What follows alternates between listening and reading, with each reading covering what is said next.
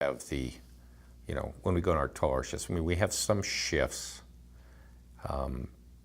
that are okay. Like I said, we get excited now if we're going to do like 5 or 6 calls in a shift. The recommended, like our biggest thing, and it's probably for, the vast majority of our professions in here, it's just we're sort of like the canary in the coal mine because we see more of the acute things. And as that goes, so we, on an average, you might have guys going 8-9 hours without a break. We're carrying heavy loads. We have hideously high injury rate. And what's sort of alarming about our injury rate is, like, especially for us older guys, is that a lot of the fixes are surgical. Like, so they're not little niggly pain. Like, you're going in, you're having your back done, your shoulders done, your wrists. I mean, we've got like 6 people off right now waiting for surgery. And out of 100 people, that's a pretty big chunk, considering there's already been probably 20 before them that have had surgeries done, So it's just sheer volume. They send, because of the way the systems are run here, because they model themselves after how the private guys do things, because it's viewed to be the most efficient, is that there's sort of no concern for you lasting. And it's probably my last adage I'll give. The biggest thing I noticed, like, I didn't get canned in BC. We moved out here because my wife's family was, we came back for family. That was the only reason. When I walked in the door in 1984 in British Columbia, you always had the impression that they expected you to be there for the next 30 years. And they somewhat designed the system a bit to make sure that old guys could still work. Because what they did is they said, well, you should be pretty smart by now. We'll give you some young guys to do the lifting. So we did things called tiering response. You'll send a like EMTs type to every call, and then if it reaches a certain serious level, they'll send the advanced level, and that's usually the older guys. They do the medical procedures that are required that the PCPs can't do, and there's just a lot less lifting in that involved. We do, like, I never did a transfer in BC as a paramedic. I do them here all the time. So we try to have this one thing fit all pieces. And so, but the one thing I noticed when I got to Saskatchewan is there was no expectation that you made it to the end of your career. So Regina EMS is, in its present form as a health authority or health district ambulance service, is over 30 years old.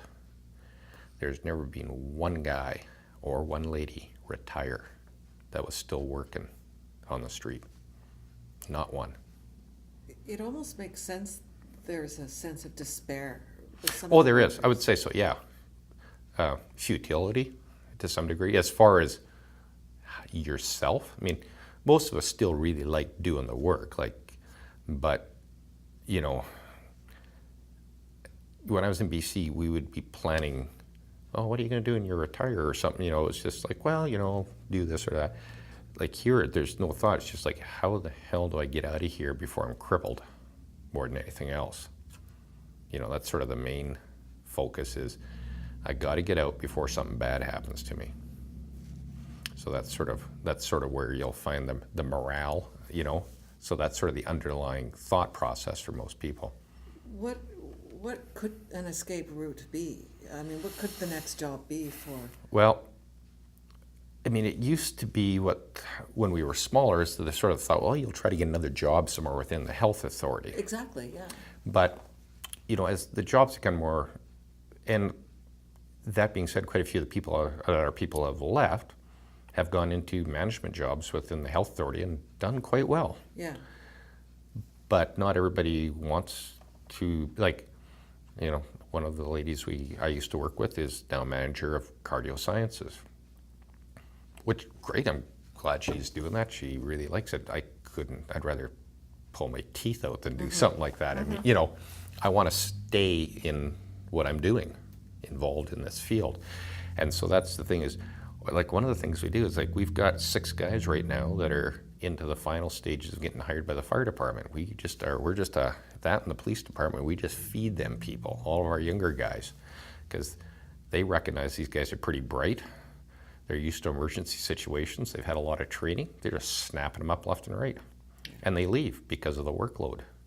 Because being a cop's way easier. It feels like there's no end game. No. It feels like there's no vision. No, there isn't. I mean, and like I said, our managers keep saying, like, they try to find, like there was the seniors' house calls, and they try to find other things for us to do within the health area. I said, but why aren't you finding things for us to do here?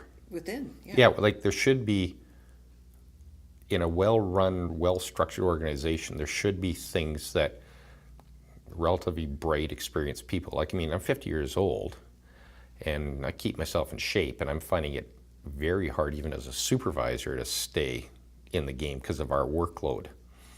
And I'm relatively educated. I have a education degree, and I have a business administration degree. So I'm not, I guess, sort of like a one-trick pony. Like I only have my little bit of paramedic training, and there's quite a few of us that have degrees and other things, and we can, I know how to read a balance sheet, and I can do accounting for you. There's all sorts of things we can do, but there is no sort of end game.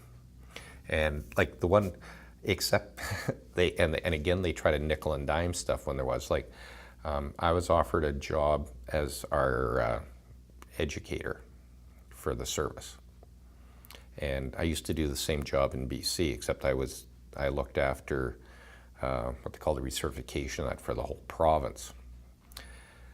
When I went to that job, I went from being a supervisor on the street to a Monday to Friday, 8 to 4, and I got a raise. I made more money at the end of the year than I did. I worked less hours, worked days, straight days, made more money because they valued my education and that. Here they offered me the job.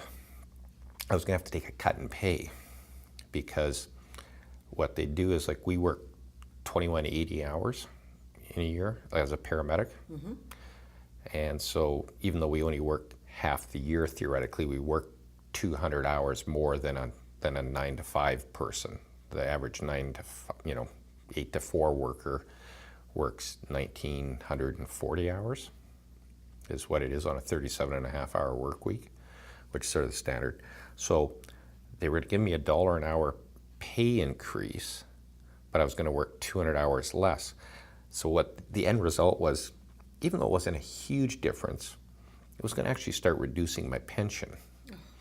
So I'm thinking, so this is the, the type of stuff that just gets people just like, like, so you want me at the end of the thing to do this for you, but you're actually going to penalize me, and at my age too now, working Monday to Friday isn't a big advantage. Like I do a lot of fishing and that, so after working shift work and having, 5 on, 5 off for the last 40 years, now you want me to work Monday to Friday for less money and less time off. No end game. Yeah. I am